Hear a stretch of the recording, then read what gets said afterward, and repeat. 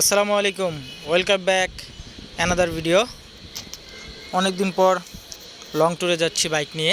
সচরাচর লং ট্যুরে যাওয়া হয় না বাইক নিয়ে, ভিডিও করা হয় না।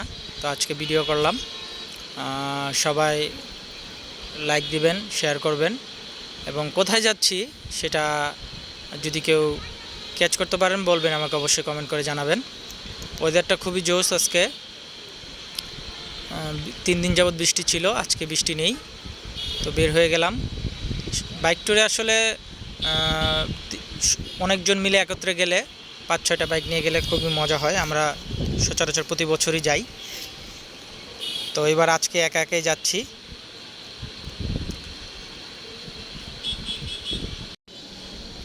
যেতে যেতে আসলে আমার সাথে একটা দুর্ঘটনা ঘটে যায়। সবাই ভিডিওটা না টেনে শেষ পর্যন্ত দেখবেন। একটা ব্রেক নিয়ে নিলাম, সকাল থেকে মাথাটা ঝিমঝিম করছিল। একটা কফি খেয়ে আবার রওনা দিলাম। তো সামনে যেতে যেতে আমার সাথে একটা হঠাৎ করে একটা দুর্ঘটনা ঘটে যায়। অল্পের জন্য বেঁচে গেছি।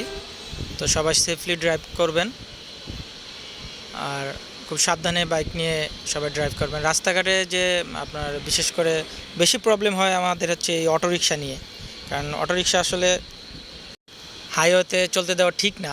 কারণ এর আগে নিষেধ করছে কয়েকবার হাইওয়েতে অটোরিকশা চলা যাবে না, কিন্তু অটোরিকশা কোনোভাবেই তোয়াক্কা না করেই চলছে। আজকে আমার সাথে এই অটোরিকশা নিয়েই যত ঝামেলা হলো। তো অল্পের জন্য বেঁচে গেলাম, নাহলে হয়তো বা ক্ষতি হয়ে যেত। এই যে এখান দিয়ে আমি এখন যাচ্ছি, আমার গাড়ির স্পিড ছিল প্রায় 50+। তো আমি মোটামুটি রাস্তা খুবই ফাঁকা যাচ্ছি। রাস্তাঘাটে গাড়ি ঘোড়া খুবই কম, বড় বড় বাস ট্রাক কম। তো অটোরিকশা খুব বেশি। এই যে আমি যাচ্ছি, এখান দিয়ে যে দেখতে পাচ্ছেন একটা অটো বের হচ্ছে, ওর পাশ দিয়ে কিন্তু যথেষ্ট জায়গা আছে।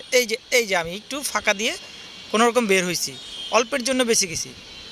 এখন এই যে উনি যে রিক্সার ভিতরে ছিল, ওনার পরিবার নিয়ে ছিল এই লোকটা। ওনার আমি ফেসটা দেখালাম না। উনি বলতেছে যে ভাই আসলে অটোরিকশার ভুল, আপনি চলে যান, দাঁড়ান না। আসলে ওনার সাথে যদি ফ্যামিলি না থাকতো আজকে ওকে একটা শিক্ষা দিতাম, কিন্তু আসলে শিক্ষা দিলাম না। কারণ ঈদের সময় ও দেখতেছে আমার পাশ দিয়ে, কিন্তু ওর পাশে কিন্তু অনেক যথেষ্ট জায়গা ছিল। ও পাশ না কাটিয়ে ও সোজা একদম উঠে গেছে। আমি কিন্তু ওকে ডিপার দিচ্ছি, হর্ন দিচ্ছি, ও আসলে বুঝে না। আসলে অটোরিকশালারে ডিপার কি হর্ন সিগন্যাল দিচ্ছে ওকে ও বুঝে না। এটা হচ্ছে প্রবলেম। এই জন্যই অটোরিকশায় হাইওয়েতে আসলে অনেক ঝামেলা চলাটা। তো যাই হোক, আল্লাহ আজকে একটা বিপদ থেকে বাঁচাই দিছে। দোয়া করবেন সবাই।